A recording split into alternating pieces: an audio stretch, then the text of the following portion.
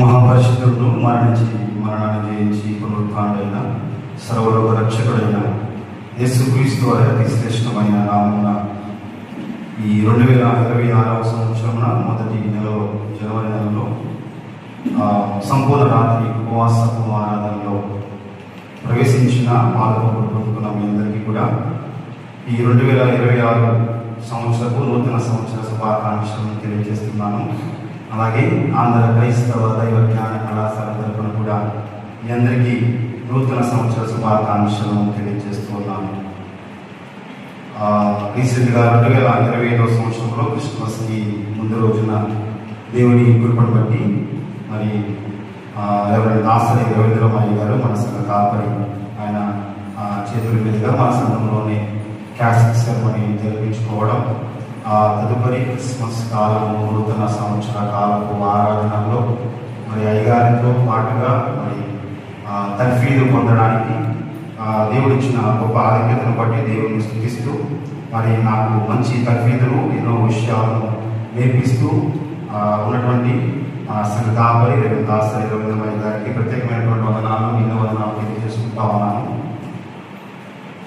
ఈ విధంగా ఈ సంపూర్ణ రాత్రి ఉపవాసపు ఆరాధనలో మరి ఈ రీతిగా వాక్య పరిచర్య చేయడానికి దేవుడు నాకు ఇచ్చినటువంటి గొప్ప ఆధిక్యతను బట్టి రాజులకు రాజు ప్రభులకు ప్రభు నా రక్షకుడు మీ రక్షకుడు నా రక్షకుడు సర్వలోక రక్షకుడైన యేసుక్రీస్తు ప్రభు అతి శ్రేష్టమైన ఘనమైన పరిశుద్ధమైన నామములకు శతకోటి కృతజ్ఞత ఆస్తులను చెల్లిస్తూ ఉన్నాను.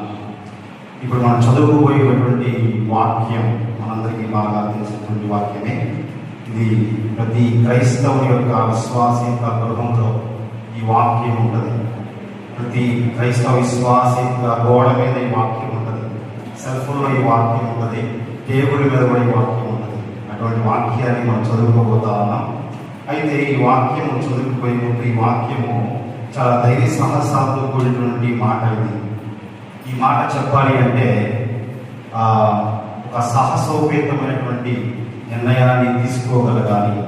అటువంటి మాట ఏంటి? ఆ మాట ఈ మాటను ఎవరు పలికారు, ఎవరు చెప్పారు, ఏ సందర్భంలో చెప్పారు, దీని గురించిన వివరణ ఏంటి అనేటువంటి ఆత్మీయ లోతైన సత్యాన్ని ఈ రోజున దేవుని కృపను బట్టి మనం తెలుసుకోవడానికి ప్రయత్నం చేద్దాం. రండి చూద్దాం. యెహోషువ గ్రంథము 24వ అధ్యాయము 24వ అధ్యాయం 15వ వచనాన్ని మనము చదువుకుందాం. యెహోషువ గ్రంథము చదవండి. యెహోవాను సేవించుట మీ దృష్టికి కీడని తోచినట్లుగా మీరు ఎవరిని సేవించగలరో నది అందరిని మీ పితరులు సేవించిన దేవతలు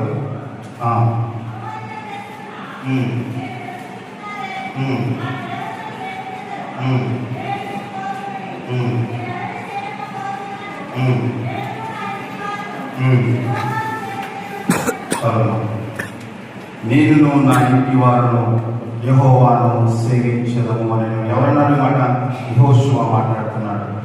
యెహోషువ ఈ మాట మాట్లాడుతూ దానికంటే ముందు నేను నా ఇంటి వారును యెహోవాను సేవించదము అనేటువంటి మాట పర్యాయ పదాలుగా మనం చూస్తే పూజించడం, ఆరాధించడం, లేకపోతే అంకితం అవ్వడం, లేకపోతే సమర్పించుకోవడం, భయభక్తులు కలిగి ఉండడం.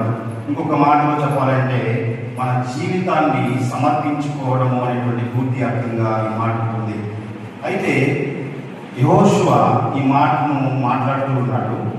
అయితే యెహోషువ ఎవరి ముందు మాట్లాడుతున్నాడు అంటే ఒక పబ్లిక్గా డిక్లేర్ చేస్తున్న స్టేట్మెంట్ ఇది. ఇప్పుడు మనం చదువుకున్నటువంటి నేను నా ఇంటి వారు యెహోవాను సేవించదు అనేటువంటి మాట ఏదైతే ఉందో అది పబ్లిక్గా డిక్లేర్ చేస్తున్నాడు యెహోషువ. పబ్లిక్ అంటే జనసమూహం కదా. మరి జనసమూహం అంటే మరి పబ్లిక్గా డిక్లేర్ చేస్తున్నటువంటి జనసమూహం కూడా ఉండాలి. అదే అధ్యాయంలో మొదటి వచనం మనం చూస్తే యెహోషువ ఇశ్రాయేలీయుల గోత్రముల వారి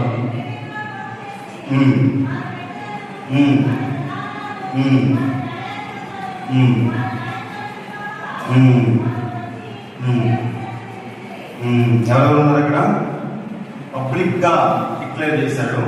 చేసినప్పుడు అక్కడ ఎవరు ఉన్నారంటే న్యాయాధిపతులు, ప్రధానులు, పెద్దలు, పెద్ద జనసమూహము, అధికారులు, నాయకులు అందరూ ఉన్నారు. జనసమూహం కూడా ఉంటుంది ఆటోమేటిక్. ఎందుకని న్యాయాధిపతులు, అధికారులు, పెద్దలు, ఇవి చాలా మంది నాయకులు అందరూ ఉన్నారు కాబట్టి ఆల్మోస్ట్ జనసమూహం కూడా అక్కడ ఉండదు. అయితే వీళ్ళందరి ముందు కూడా ఇట్లా కూడి ఉన్నటువంటి ఈ ప్రదేశాన్ని మామూలుగా ఏమనుకుంటాము అంటే it is a national assembly అనొచ్చు. It is a national assembly. National assembly అంటే ఒక దేశ స్థానానికి సంబంధించిన సభ, దేశ స్థాన సభ అంటారు. అటువంటి ఆ సభలో యెహోషువ ధైర్యంగా నిర్ణయం తీసుకుని ఈ మాట మాట్లాడుతున్నాడు. ధైర్య సాహసాలతో కూడినటువంటి మాట ఇది, ధైర్యంతో కూడిన మాట. అంతమంది ముందు ఈ మాట మాట్లాడడానికి ఇట్స్ ఎ బోల్డ్ డెసిషన్ అంటారు. ఇది ఒక నిర్దిష్టమైనటువంటి, ఒక సాహసోపేతమైనటువంటి నిర్ణయం అని చెప్పచ్చు. అయితే యెహోషువ ఈ మాట చెప్పడానికి లేదా అనడానికి గల కారణం ఏంటి? అసలు ఏంటి, ఎందుకు వచ్చింది సందర్భం అంటే, అలాంటి ఇశ్రాయేలు ప్రజలు దేవునికి వ్యతిరేకంగా వారు పితరుల దేవదూతలను వారు ఆరాధించడానికి అటు ఇటు నటిస్తున్నారు. అటు దేవునికి ఇటు దేవదూతలకి ఆరాధించడానికి నటిస్తూ ఉన్న టైంలో ఈ సభలో నటిస్తూ ఉన్నప్పుడు యెహోషువ ఈ మాట పలికాడు. వాస్తవానికి ఇశ్రాయేలు ప్రజలు ఐగుప్తు దేశం నుండి విడిపించబడ్డారు. దేవుడు వారిని ఆ బానిసత్వం నుంచి విడిపించిన తర్వాత వారి అరణ్యంలో గుండా వారిని నడిపించి వారికి కావలసిన సంరక్షణ, ఆహారం, మన్నాను తెప్పించాడు. గొర్రెలను వారికి ఆహారాన్ని ఇచ్చాడు. మన్నం నుంచి నీళ్ళు తెప్పించాడు దేవుడు. తర్వాత సముద్రములో నుండి వాళ్ళకి రహదారి కూడా వేశాడు, దారి వేశాడు. ఆరిన నేల మీద ఇశ్రాయేలు ప్రజల్ని నడిపించినటువంటి దేవునికి వ్యతిరేకంగా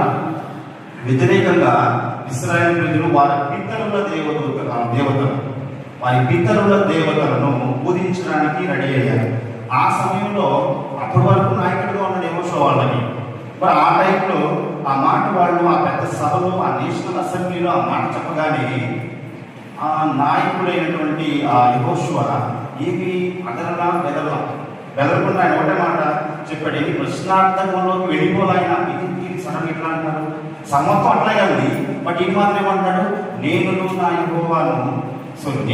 ఇంటి వారును యెహోవాను సేవిస్తాము. ఆయన ఒకటి ఈ మాట చెప్తున్నాడు. మిగతా వాళ్ళందరూ కూడా వాళ్ళ పితరుల దేవదూతలను సేవించడానికి వాళ్ళు ఇష్టపడతా ఉన్నారు. కానీ యెహోషువ మాత్రం ధైర్యంగా మాట చెప్తున్నాడు. ఏంటంటే నేనును నా ఇంటి వారును యెహోవాను సేవిస్తాను. ఎప్పుడైతే యెహోషువ ఈ మాట చెప్పాడో అక్కడ ఉన్న వాళ్ళందరూ కూడా ఒక ప్రశ్న తలెత్తింది. ఒక ప్రశ్న వచ్చింది, అరే ఏంటి యెహోషువతో మాట్లాడుతున్నాడు? ఎంతమంది సభలో, ఇంత నేషనల్ అసెంబ్లీలో ఎంతమంది ఉన్నారు? ఇంతమంది ఉన్నా కానీ యెహోషువ ఇంత ధైర్యంగా మాట చెప్తున్నాడండి అని వాళ్ళు ప్రశ్న తలెత్తింది. ఆలోచించి ఇమిడియట్గా మాట్లాడుతున్నారు. ఆ మాట చూద్దాం. 16 వచ్చింది. అందుకు ప్రజలు యెహోవాను విసర్జించి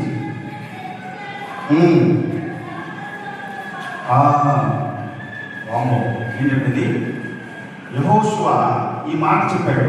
ఈ మాట చెప్పిన తర్వాత నేను నా ఇంటి వారును యెహోవాను సేవిస్తాము అని చెప్పిన తర్వాత వాళ్ళందరూ కూడా ఆలోచించి ఏం చేశారు, ఒకవేళ కనుక మనం దేవుడి పర్వాలని తెలుసు.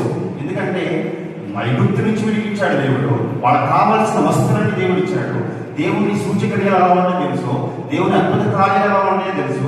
అవన్నీ దేవుడికి తెలుసు కాబట్టి యెహోషువ ఇట్లా అన్నాడు అంటే వాళ్ళు ఆలోచించుకుని, అమ్మో అయితే మనం ఏం చేద్దాం, ఒకవేళ మనకి శాపం అయితేమో, మన కుటుంబాలకి శాపం అవుతుందేమో, శాపగ్రస్తులు అవుతామేమో అని వాళ్ళందరూ ఇశ్రాయేలు ప్రజలు ఏం చేశారంటే మరలా తిరిగి ఏమంటున్నారు చూద్దాం. 17వ వచనం.